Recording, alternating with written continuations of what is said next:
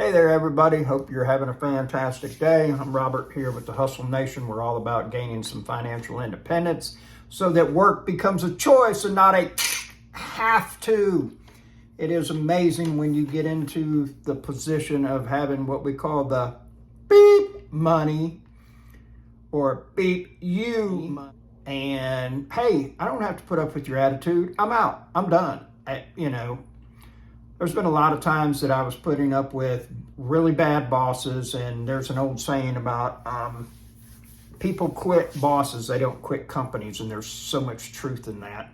And unfortunately, there's a lot of people that, for lack of better words, get into leadership positions or management just because they've been there the longest and it's a thing to do, and not because they're best qualified for the position. I am highly against that. If you stay at a place for 30 years, it does not mean you should be running the company at all. You might be good at pulling the lever, pushing the broom or something, but you probably are not going to be good at running the company. Should you have the chance to interview for it? Absolutely. Headed to go see my mom this weekend. Very much looking forward to that. This is just kind of an update. Carla, that's been working for me, she has had COVID for the last 3 weeks, so she's been out. We're in the process of getting one of the properties done. I have something going on with my knee. Have a MRI scheduled on Monday. I'm hopeful this thing is just like a tissue, nothing torn, just sore, sprained. I really can't tell you something that I did that caused it. Like, it's not like I jumped off the top of a dump trailer, and there was one day that I was getting up and down off the ground, and it was rough, and I'm hoping that it kind of just sprained it from doing that. Squatting down, getting up, squatting down. Sucks getting old. That's all there is to it, folks. July 16th, I'm headed to Africa. Going to be there for 10 days to do a mission trip, spread a little bit of Jesus, and help some things out. Our church sponsors a mission where we drill water wells. And the whole premise is that wherever you have water, you're going to have life. And it's amazing that what happens is once a water well dug and it's operational, that the economy, or the mini economy that starts around that, and the village that comes, is just incredible. The number one killer of children 5 and under in the country of Africa is dirty drinking water. That's a shame. You, me, virtually everybody in this country knows what it's like to go to a faucet, turn it on, and then do the knob on the handle on the other side, and then we get, voila, hot water. Folks, these are luxuries. They're not entitlements, even though you've probably had them your whole life in this country. And like us on the Gulf Coast, I'm here in we call it the Redneck Riviera, but that's actually more like Panama City. I'm 7 miles from the Alabama line in Florida, city called Pensacola.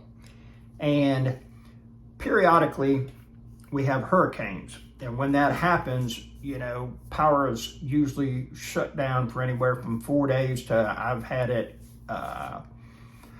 21 days. I've had it where we didn't have power for 21 days. And so you really learn that running water, electricity is all a luxury. That is for sure. And so you got to be in a situation where you keep things in perspective and truly understand that, not everybody gets to enjoy this. Not everybody in the world has running water. Where I'm going to be at in Africa, Nairobi, Kenya, it has the second largest slum in the world. And my understanding is that it's basically just like 8x8, 10x10 shacks that are connected that go for miles and miles and miles. All kinds of disease being run rampant, a lot of human trafficking going on for all kinds of different things. It's just a situation where, if you're born in the United States, you've already hit the lottery. regardless if you're white, you're black, you're straight, you're gay, you're Catholic, Buddhist, Muslim, doesn't matter. You can still be successful, and there's still a tremendous amount of opportunity. I'm not saying that this country's perfect, but I don't know another one yet that I would like to go live in for a long period of time. Now, I am contemplating on possibly going to the Philippines for 6 months at a time once I fully retire. And what does that look like for me? That'll be a great question in the sense that it's probably going to be a couple of months coming up that I'm going to downshift and basically just maintain the portfolio and not do any rehabs, not do any kind of work. The property that I'm on right now, once it's done, somebody wants to move into it. Once that occurs, I will be doing my house. And it's the old saying about the carpenter has the worst house, the mechanic drives the worst car. There's a lot of truth in that statement, and I am ready for a nice house. So that'll cost a chunk of change, but I'm trying to stay conscious more of where my portfolio's at, the things that need to happen with it. What is it that I can do? Are all my leases current? Do I need to do any rent increases? All of those things. And just staying on top of it, because once you let it go by, that's lost revenue. And the thing is that you never get to go back and charge extra rent for what got paid last month. It's just done, it's gone.